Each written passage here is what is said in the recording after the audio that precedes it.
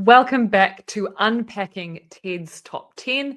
And today, number 8, we're going to be looking at Amy Cuddy's TED Talk on Your Body Language May Shape Who You Are. As a public speaking coach, I hear Amy Cuddy's talk referenced wherever I go. So in terms of message stickability, she's done an excellent job. Personally, I think there are 2 things that really carry this TED Talk. Let's find out what they are. Start by offering you a free, no-tech life hack. And all it requires of you is this, that you change your posture for 2 minutes. But before I give it away, I want to ask you to right now do a little audit of your body and what you're doing with your body. So how many of you are sort of making yourselves smaller? Maybe you're hunching, crossing your legs, maybe wrapping your ankles. Sometimes we hold on to our arms like this. Sometimes we spread out. I see you. So I want you to pay attention to what you're doing right now. We're going to come back to that in a few minutes. And I'm hoping that if you sort of learn to tweak this a little bit, it could significantly change the way your life unfolds. Let's start with Amy's opening. So she does 2 things. Firstly, she gives away a no-tech life hack for free, or she starts to give it away for free, but then she kind of stops telling us what it is and moves on to the second thing, which is a body language audit. Remember that your opening is arguably the most important part of your talk, only rivaled by your close. And personally, I don't think starting with this life hack freebie is compelling enough to give the audience a reason to keep on listening. Had she, however, started with the audit, I think that would have made for a far more captivating and compelling opening. She could have said something like, I want you to take a minute to really get a sense of how you feel in your body. What are you doing with your shoulders, with your feet, with your knees? How does that make you feel? Do you feel strong? Do you feel weak? Do you feel bored? I hope not, etc. So she could have had fun with that body language audit, but she started with this kind of giveaway life hack that actually didn't lead anywhere. So remember, it pays to think very carefully about how you open your talk, because this is what's going to persuade or not your audience to keep on listening. So we're really fascinated with body language, and we're particularly interested in other people's body language. We're interested in, an awkward interaction, or a smile, or a contemptuous glance, or maybe a very awkward wink, or maybe even something like a handshake. Here they are arriving at number 10, and look at this lucky policeman gets to shake hands with the President of the United States. Oh, and here comes the Prime Minister of the... No.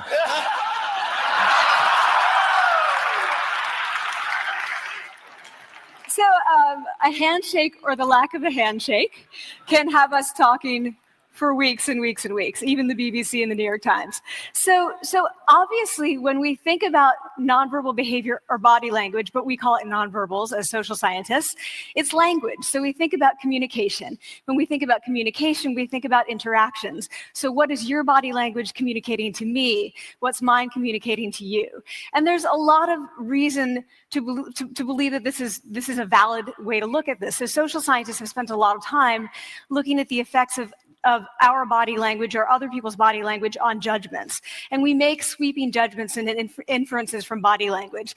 And those judgments can predict really meaningful life outcomes, like who we hire or promote, who we ask out on a date. For example, Nalini Ambady, a researcher at Tufts University, shows that when people watch 30-second soundless clips of real physician-patient interactions, their judgments of the physician's niceness predict whether or not that physician will be sued. So it doesn't have to do so much with whether or not that physician was incompetent, but do we like that person and how they interacted?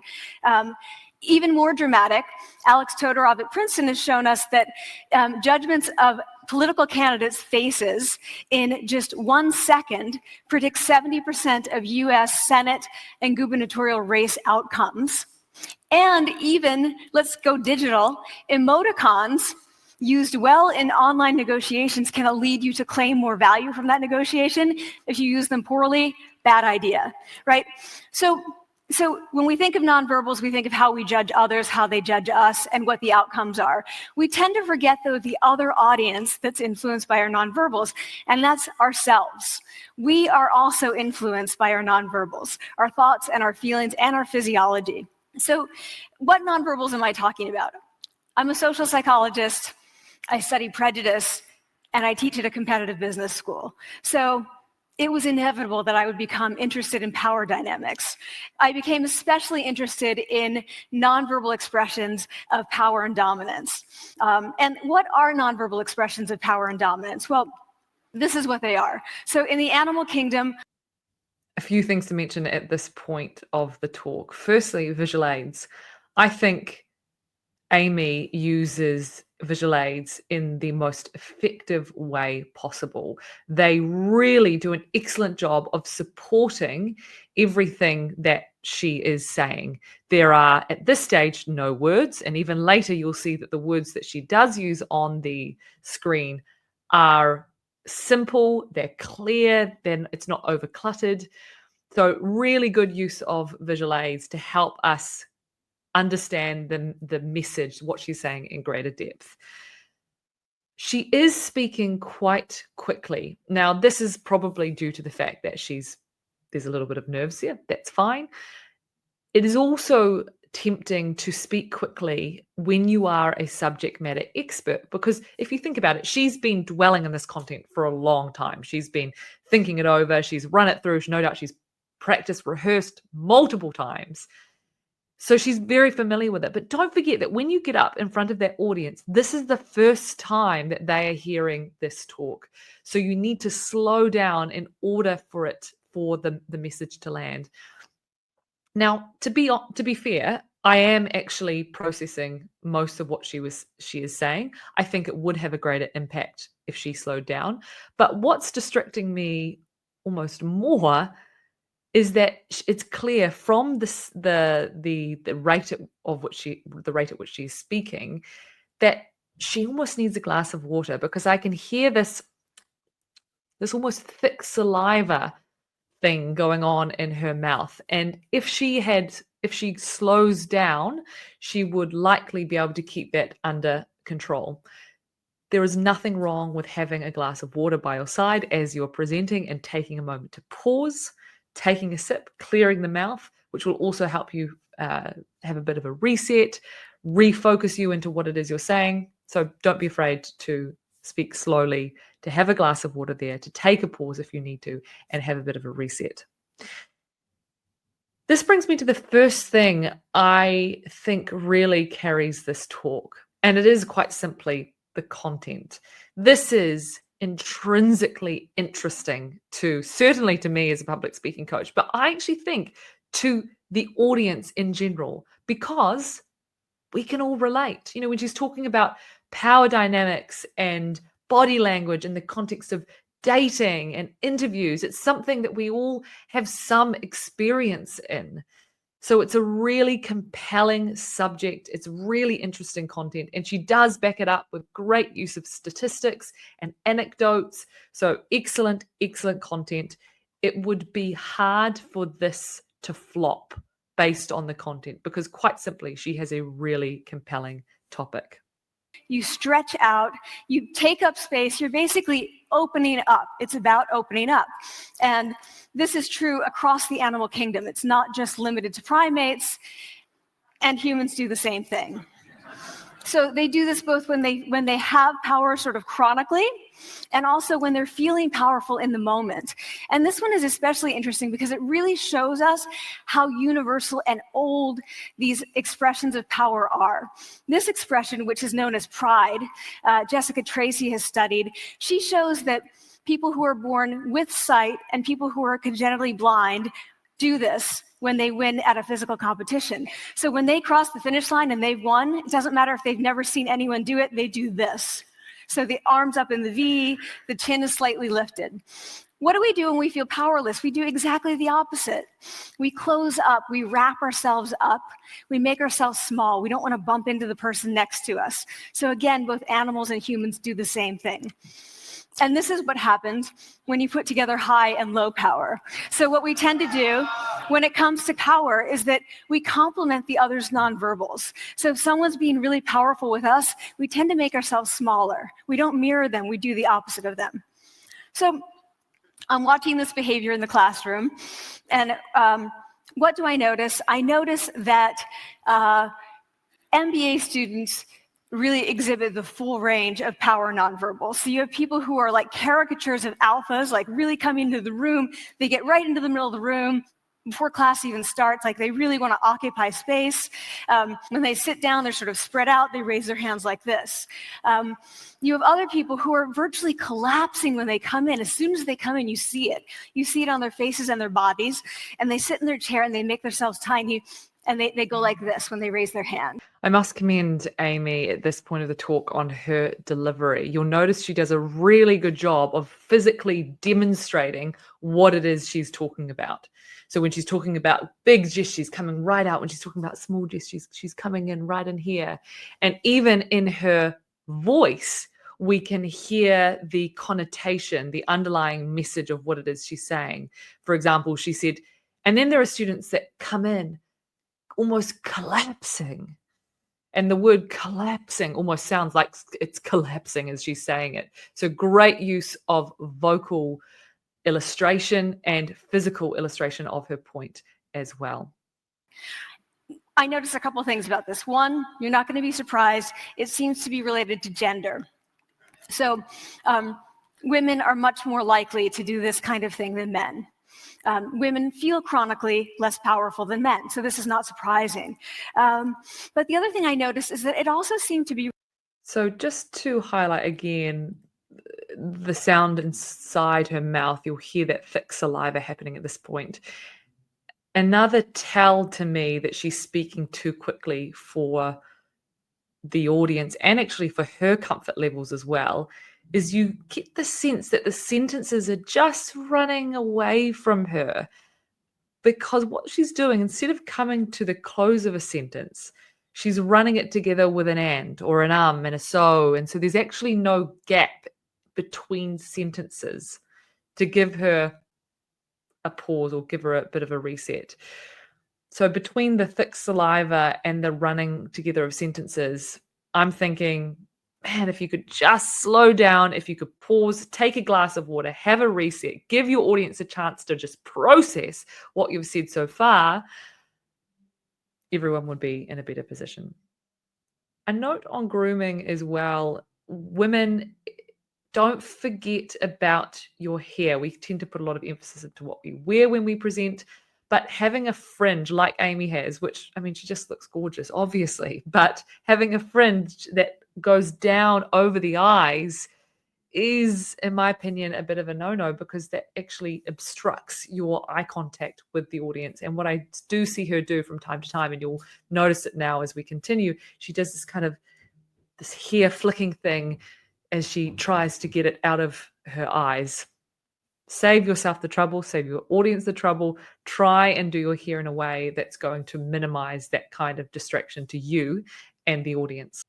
To be related to the extent to which the students were participating and how well they were participating. And this is really important in the MBA classroom because participation counts for half the grade. So business schools have been struggling with its gender grade gap.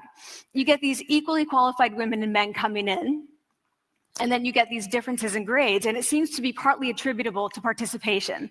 So I started to wonder, okay, so you have these people coming in like this and they're participating. Is it possible that we could get people to fake it, and would it lead them to participate more? So my main collaborator, Dana Carney, who's at Berkeley, and I really wanted to know, can you fake it till you make it? Like, can you do this just for a little while and actually experience a behavioral outcome that makes you seem more powerful? So we know that our nonverbals govern how other people think and feel about us. There's a lot of evidence, but our question really was, do our nonverbals govern how we think and feel about ourselves? There's some evidence that they do. So For example, when we smile when we feel happy, but also when we're forced to smile by holding a pen in our teeth like this, it makes us feel happy. So it goes both ways. When it comes to power, it also goes both ways. So when you feel powerful, you're more likely to do this, but it's also possible that when you pretend to be powerful, you are more likely to actually feel powerful. So the second question really was, so we know that our minds change our bodies, but is it also true that our bodies change our minds? And when I say minds, in the case of the powerful, what am I talking about?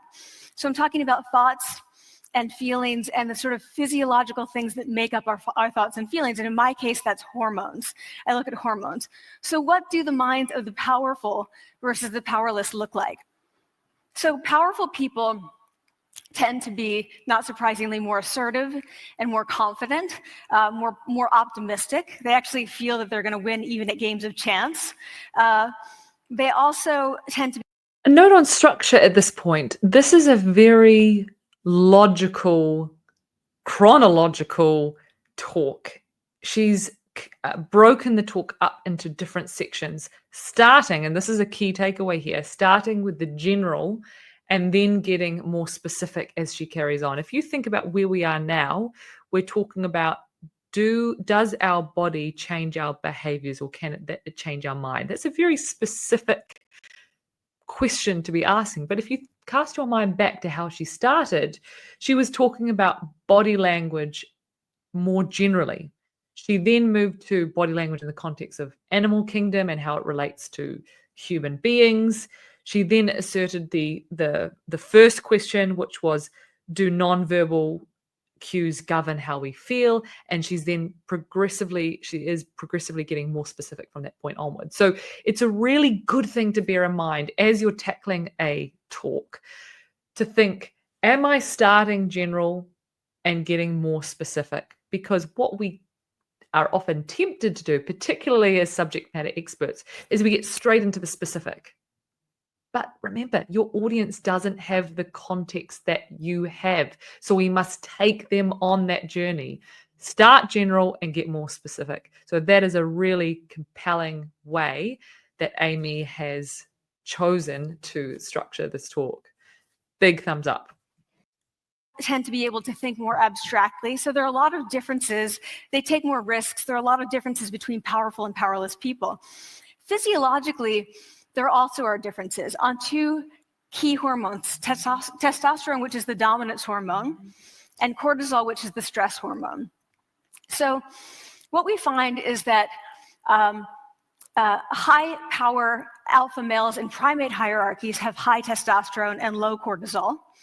And powerful and effective leaders also have high testosterone and low cortisol. So what does that mean? When you think about power, people tended to think only about testosterone because that was about dominance. But really, power is also about how you react to stress. So do you want the high power leader that's dominant, high on testosterone, but really stress reactive? Probably not, right? You want the person who's powerful and assertive and dominant, but not very stress reactive, the person who's laid back. So we know that in primate hierarchies, if an alpha needs to take over, if an individual needs to take over an alpha role sort of suddenly, within a few days, that individual's testosterone has gone up significantly and his cortisol has dropped significantly. So we have this evidence, both that the body can shape the mind, at least at the facial level, and also that role changes can shape the mind. So what happens, okay, you take a role change, what happens if you do that at a really minimal level, like this tiny manipulation, this tiny intervention? For 2 minutes you say, I want you to stand like this, and it's going to make you feel more powerful. So this is what we did. We decided to bring people into the lab and run a little experiment.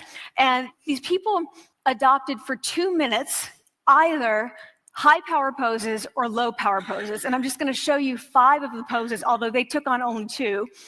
So here's one, couple more. This one has been dubbed the Wonder Woman by the media. Here are a couple more.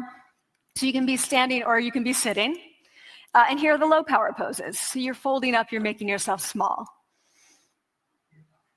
This one is very low power. When you're touching your neck, you're really kind of protecting yourself. So this is what happens. They come in, they spit into a vial. We, for 2 minutes, say, you need to do this or this. They don't look at pictures of the poses. We don't want to prime them with the concept of power. We want them to be feeling power, right? So 2 minutes they do this. We then ask them, how powerful do you feel on a series of items? And then we give them an opportunity to gamble. And then we take another saliva sample. That's it. That's the whole experiment. So this is what we find. Risk tolerance, which is the gambling. What we find is that when you're in the high power pose condition, 86% of you will gamble. When you're in the low power pose condition, only 60%. And that's a pretty whopping significant difference. Here's what we find on testosterone. From their baseline when they come in, high power people experience about a 20% increase. And low power people experience about a 10% decrease. So again, 2 minutes and you get these changes. Here's what you get on cortisol. High power people experience about a 25% decrease, and the low power people experience about a 15% increase. So 2 minutes lead to these hormonal changes that configure your brain to basically be either assertive, confident, and comfortable, or really stress reactive, and feeling sort of shut down. And we've all had that feeling, right? So it seems that our nonverbals do govern how we think and feel about ourselves. So it's not just others, but it's also ourselves. Also, our bodies change our minds.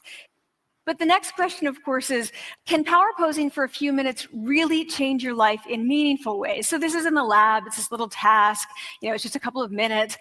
Where can you actually apply this, which we cared about, of course. And so we think it's really what matters, where you want to use this is evaluative situations, like social threat situations. Where are you being evaluated? Either by your friends, like for teenagers, is at the lunchroom table. It could be, for some people, it's speaking at a school board meeting. It might be giving a pitch or giving a talk like this or doing a job interview. We decided that the one that most people could relate to, because most people had been through, was the job interview. So we published these findings, and the media are all over it, and they say, okay, so this is what you do when you go in for the job interview, right?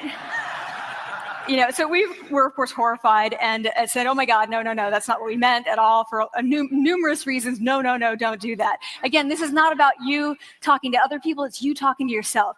What do you do before you go into a job interview? You do this. Right? You're sitting down, you're looking at your iPhone or your Android, not trying to leave anyone out. You're looking at your notes, you're hunching up, making yourself small, when really what you should be doing maybe is this, like in the bathroom, right? Do that, find 2 minutes. So that's what we want to test, okay? So we bring people into a lab and they do either high or low power poses again. They go through a very stressful job interview. It's 5 minutes long. They are being recorded, they're being judged also, and the judges are trained to give no nonverbal feedback. So they look like this. Like, imagine this is the person interviewing you. So for 5 minutes, nothing. And this is worse than being heckled. People hate this. It's what Marianne LaFrance calls standing in social quicksand. So this really spikes your cortisol. So this is the job interview we put them through because we really wanted to see what happened. We then have these coders look at these tapes, 4 of them. They're blind to the hypothesis, they're blind to the conditions. They have no idea who's been posing in what pose. And they end up looking at these sets of tapes and they say, oh, we want to hire these people, all the high power posers. We don't want to hire these people. We also evaluate these people much more positively overall. But what's driving it? It's not about the content of the speech. It's about the presence that they're bringing to the speech. We also, because we rate them on all these variables related to sort of competence, like how well structured is the speech? How good is it? What are their qualifications? No effect on those things. This is what's affected, these kinds of things. People are bringing their true selves, basically. They're bringing themselves. They bring their ideas, but as themselves, with no residue over them. So this is what's driving the effect or mediating the effect. So when I tell people about this, that our bodies change our minds and our minds can change our behavior and our behavior can change our outcomes, they say to me, it feels fake, right? So I said, fake it till you make it. Like, I don't It's not me. Like, I don't want to get there. Oh, we're getting to another good section. A note before we continue on visual aids. So you'll recall that before I said this is an excellent use of a demonstration of visual aids in a speech, in a talk. One thing I've just kind of clicked that she's doing is that most of her talk consists of pictures and visual representation of certain statistics or findings. Great. The only words she includes are slides that basically tell you where you are up to in the journey of the presentation in terms of the findings. So it's a series of questions and answers. Do our nonverbals govern how we feel? And then later we see that our nonverbals can influence the way we think and behave. And then later she asks another question in writing on the slide. And then again, she answers that by having it there written for us to see and read.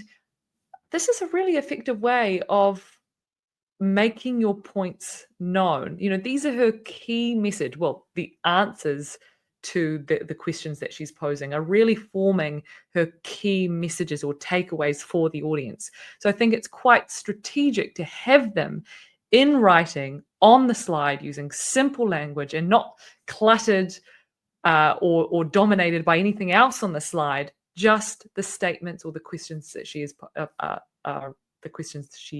is posing. And then still feel like a fraud. I don't want to feel like an imposter. I don't want to get there only to feel like I'm not supposed to be here. And that really resonated with me, because I want to tell you a little story about being an imposter and feeling like I'm not supposed to be here. Okay, now we're getting to the second point I wanted to make about what's really carrying this talk. You're about to see it. This is Amy sharing for the first time, really. She's made reference to her experience and her credibility, but she hasn't shared much on her personal story and background. This is the first time we get an insight to that. And you will see that it really draws the audience in. It makes a compelling case for the point that she is trying to make. But more importantly, she's telling a story. And we all love stories. This is what really engages our audience. It makes us relate to the speaker. We find them persuasive. So yeah, great use of storytelling. And I can't help but think it's only a shame that this is really the only big story that she has in the talk. I wonder if there was an opportunity to A, bring in more stories throughout, or even just small anecdotes, or B, maybe have brought it in earlier. Maybe not. Maybe it is best suited for this point of the presentation, but it just seems such a shame that we've had to wait all this time, all 16 minutes, before we actually hear what is arguably the best part of the talk. It's her story, her testimony on this subject. When I was 19, I was in a really bad car accident. I was thrown out of a car, rolled several times. I was thrown from the car, and I woke up in a head injury rehab ward, and I had been withdrawn from college. And I learned that my IQ had dropped by 2 standard deviations, which was very traumatic. I knew my IQ because I had identified with being smart, and I had been called gifted as a child. So I'm taken out of college. I keep trying to go back. They say, you're not going to finish college. Like, just, there are other things for you to do, but that's not going to work out for you. So I really struggled with this. And I have to say, having your identity taken from you, your core identity, and for me it was being smart, having that taken from you, there's nothing that leaves you feeling more powerless than that. So I felt entirely powerless. I worked and worked and worked, and I got lucky and worked and got lucky and worked. Eventually, I graduated from college. It took me 4 years longer than my peers. And I convinced someone, my angel advisor, Susan Fisk, to take me on. And so I ended up at Princeton, and I was like, I am not supposed to be here. I am an imposter. And the night before my first year talk, and the first year talk at Princeton is a 20-minute talk to 20 people. That's it. I was so afraid of being found out the next day that I called her and said, I'm quitting. She was like, you are not quitting because I took a gamble on you and you're staying. You're going to stay, and this is what you're going to do. You're going to fake it. You're going to do every talk that you ever get asked to do. You're just going to do it and do it and do it, even if you're terrified and just paralyzed and having an out-of-body experience until you have this moment where you say, oh my gosh, I'm doing it. Like, I have become this. I am actually doing this. So that's what I did. 5 years in grad school, a few years, I'm at Northwestern. I moved to Harvard. I'm at Harvard. I'm not really thinking about it anymore, but for a long time I had been thinking, not supposed to be here, not supposed to be here. So at the end of my first year at Harvard, a student who had not talked in class the entire semester, who I had said, look, you got to participate or else you're going to fail, came into my office. I really didn't know her at all. And she came in totally defeated, and she said, I'm not supposed to be here.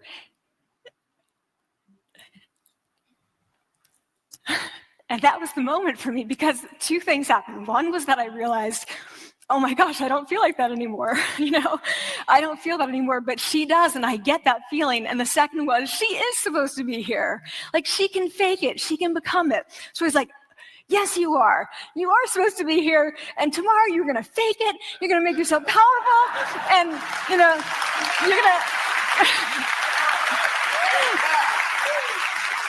And you're going to go into the classroom, and you are going to give the best comment ever. And she gave the best comment ever. And people turned around, they were like, oh my God, I didn't even notice her sitting there, She comes back to me months later, and I realized that she had not just faked it till she made it, she had actually faked it till she became it. So she had changed.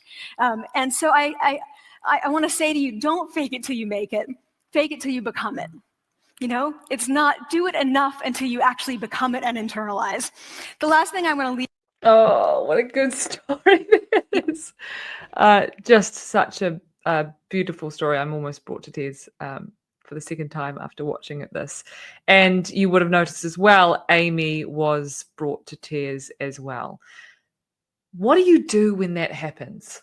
You're in the middle of a presentation or a talk, or even perhaps you're giving a eulogy or you're delivering a wedding speech, and the emotion bubbles up within you and you find yourself struggling to get the words out because of the emotion behind your words.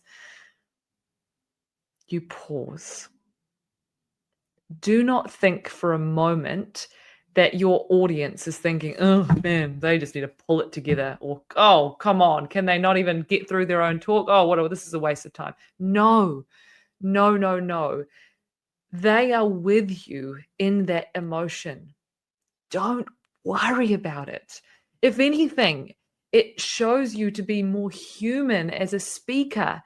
It humanizes you, and the audience will be able to relate to you more than had you done anything else. So don't feel bad. Don't beat yourself up when that happens. But when it does happen, just take a moment, pause, breathe, take a drink of water if you need to, wait for it to subside, and then continue. What you don't want to do is try and talk through your words, because probably that will just aggravate the emotion. Your message will get lost. It'll probably make things worse. Pause, take a drink, take a breath, wait for it to pass, and then continue. Leave you with is this: tiny tweaks can lead to big changes. So this is 2 minutes. 2 minutes, 2 minutes, 2 minutes. Before you go into the next stressful evaluative situation, for 2 minutes, try doing this in the elevator, in a bathroom stall, at your desk behind closed doors. That's what you want to do. Configure your brain to cope the best in that situation. Get your testosterone up, get your cortisol down. Don't leave that situation feeling like, oh, I didn't show them who I am. Leave that situation feeling like, oh, I really feel like I got to say who I am and show who I am. So I want to ask you first, both to try power posing, and also I want to ask you to share this science, because this is simple. I don't have ego involved in this. Give it away, like share it with people, because the people who can use it the most are the ones with no resources and no technology and no status and no power. Give it to them because they can do it in private. They need their bodies, privacy, and 2 minutes, and it can significantly change the outcomes of their life. Thank you. Great close. If only she had slowed down and paused more. Let's just watch that last couple of lines again. And I just want you to take note of her pace and how abruptly it feels like it kind of comes to a close. It's like her last sentence is almost clipped. Let's listen to that again. And no technology and no status and no power. Give it to them because they can do it in private. They need their bodies, privacy, and 2 minutes, and it can significantly change the outcomes of their life. Thank you. And it can significantly change the outcomes of their lives. Pause. And then there's no need to even say thank you at the end. We tend to like to bookend our talks with the word thank you, but often that's just because it doesn't feel like we've finished strongly enough. If you finish strongly enough with a clear, lasting, compelling statement paired with a decrease in speaking pace and a pause, you'll find that there's actually no need to say thank you at the end. A memorable talk, I think you'll agree. But I keep coming back to the fact that I think it's carried by those two things. Firstly, the content. It's relatable. It's interesting. And secondly, that story. That story really brings the whole thing together. Had that story been missing, I don't think this would carry the weight it does. Let's assess, finally, according to structure, content, delivery, and audience appeal. Firstly, structure.